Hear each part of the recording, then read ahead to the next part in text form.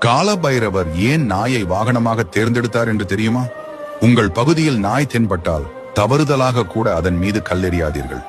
காசி திருத்தலத்தில் நாம் முதலில் தரிசிப்பது இந்த நாயை வாகனமாக கொண்ட காலபைரவரைத்தான். சிங்கம் அல்லது யானையை வாகனமாக கொள்ளாமல். காலபைரவர் ஏன் நாயை வாகனமாக தேர்ந்தெடுத்தார் என்று தெரிந்தால் நீங்கள் ஆச்சரியப்படுவீர்கள். பொதுவாக நாய் என்றால் விசுவாசம் என்று நமக்கு தெரியும். ஆனால் புராணங்களின்படி நாய்களால் கண்ணுக்கு தெரியாத உலகங்களை காணும் சக்தி உண்டு. தத்தாத்திரேயரை சுற்றி இருக்கும் 4 நாய்கள் 4 வேதங்களின் அடையாளமாக கருதப்படுகிறது. மகாபாரதத்தில் தர்மரை தவிர மற்ற அனைவரும் பாதியிலே மறைந்தனர். ஆனால் சொர்க்கம் வரை அவருடன் துணையாக வந்தது ஒரு நாய்தான். இதில் ஒரு முக்கிய ரகசியம் உள்ளது. சமஸ்கிருதத்தில் நாயை ஸ்வானா என்று அழைப்பார்கள். இது நமது சுவாசத்தை குறிக்கிறது. நாய் தூங்கிக் கொண்டிருந்தாலும் அதன் சுவாசத்தில் ஒரு விழிப்புணர்வு இருக்கும்.